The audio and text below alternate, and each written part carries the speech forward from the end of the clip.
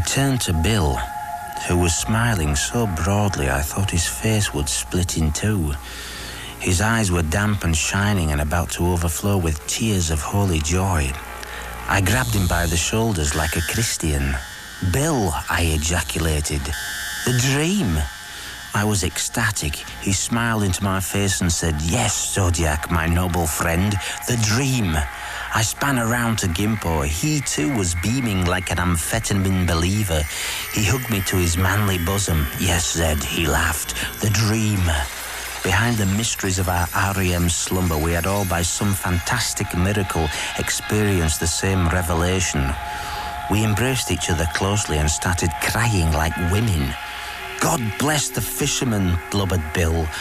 "They truly love us. They love us. They love us. And we them, everyone. We love everyone." He dried his eyes on a pink silk handkerchief and handed it to me. I wiped my nose and started to tidy the room. Gimpo was arranging flowers and Bill was applying lipstick.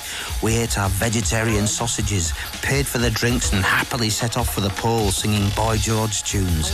The world was beautiful and we loved everyone. I was wearing a bra. When the E wore off, we all felt truly ashamed. The interior of the car hung heavy with a macho silence like the gentle sway of a bull's bollocks in a country meadow. We drove on, the Clint Eastwood atmosphere broken only by the occasional raising of a single buttock to rattle the small space with a manly fart.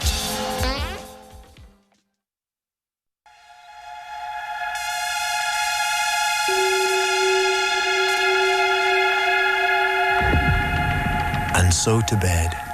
In our bunks we sing Johnny Cash songs, and Zed tells us the edited highlights from the life story of the Love Reaction's faithful roadie, Johnny. Now Johnny is 6'4" and built like a granite wall, and he's a half-caste. His father went AWOL, his mother couldn't cope, so Dr. Bernardus took care of Johnny. Like all kids, he watched kids' TV. He watched Blue Peter. And Johnny got angry. If you're a British listener, you will know what Blue Peter is.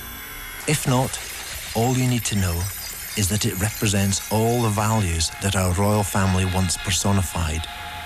God, country, service, citizenship, thriftiness, and the centrality of the family.